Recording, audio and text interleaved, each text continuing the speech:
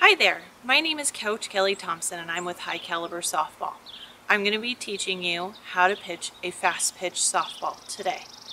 A couple things I'd like to cover before we get started is how to grip a softball.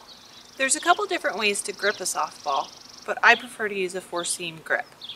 A four-seam grip is where all the pads of the fingers are on all the seams.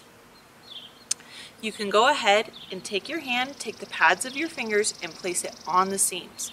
You can first start by locating the horseshoe and just flipping it to its side. So go ahead and place the pads of your fingers on the softball. As you can see, my thumb and all of my fingers are now on the softball. This is a good foundation to start with a fast pitch softball. It's nothing but a fastball, and it's also a good foundation to go into junk pitches such as rise ball, drop, change up, that sort of thing. The next thing I want to talk about is arm placement.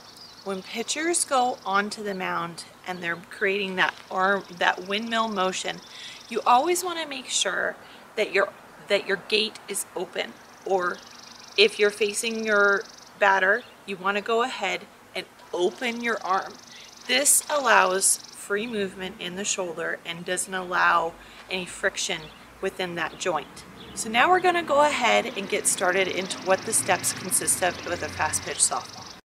Now that we've talked about grip and arm circle, we're going to now talk about what a pitch actually consists of.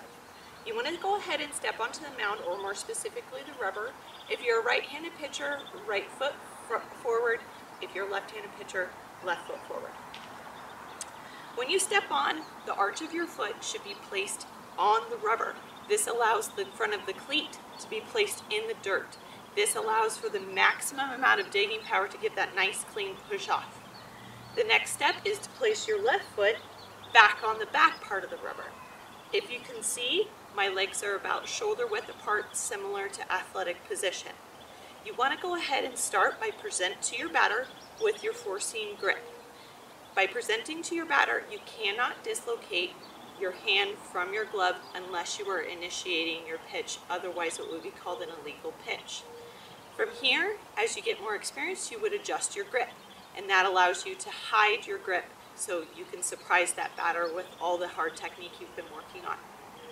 From here, you want to present to your batter. You want to go ahead and start your swing back or your roll back motion. Your glove would stop here. Your hand would continue back. From here, you want to go ahead and come out in what's called Superman position. If you look at my legs, I'm starting to do that priming motion with my front leg. There's pressure on my quad as well as my calf. From here, you want to go ahead and swing your arms out, and so both hands are pointed towards your batter. As you can see, my back leg also swung out. Both feet are now pointed at a 45-degree angle, which is right in between home plate and the dugout entrance. The back of my foot is also off of the ground in sort of a pivot motion. It's difficult for pitchers to get that nice push if all of their foot is on the ground. So from here, you want to go ahead and drop your glove straight to your hip.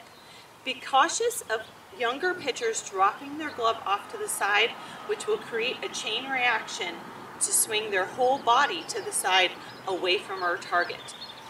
From here, drop your glove down. The arm now is going to go around in a circle. Your hand is going to travel up and stay nice and big. You want to go ahead and have your hand and ball away from your batter. So when you come up, you have that nice clean snap. This is also the initiation point for the arm whip. This is where the real speed of the pitch comes in. So from right about here, you want to go ahead and initiate the muscles for your snap.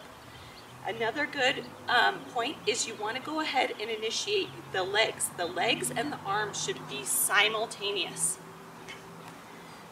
When you're about right here, you also want to make sure that when your leg comes through, that the foot is always touching the ground.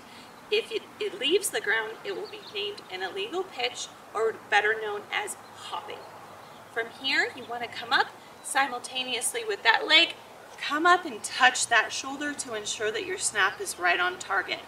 As you can see, both of my feet are pointing towards my batter, and I'm in athletic position to go ahead and field the ball, but more importantly, I'm here to protect myself from any line shots that might come my way. When you end, you want to make sure that your feet or your weight is on the balls of your feet so you can actively respond to whatever may come your way as well. So now I'm going to demonstrate what a pitch actually looks like and put all those pieces together. When you step on, present to your batter, come out with both hands, and come up and touch that shoulder. Make sure that you're also giving a nice hard push off. It's a nice straight pitch right across the plate. I really appreciate you tuning in today. If you have any questions, feel free to email me at highcalibersoftball.com. You can find my email link there. I'm also on Instagram, and you can also follow my YouTube page. A word of advice when you're starting out with pitching, it's a lot of components and a lot of steps, and everybody's going to have their own way of pitching. Just keep working, find a good coach if you can, trust yourself, and don't ever lose that dedication. It takes a lot of work to become a really great pitcher, but if everybody works hard and everybody's dedicated, I know you can do it. Please feel free to contact me at any time. Thanks.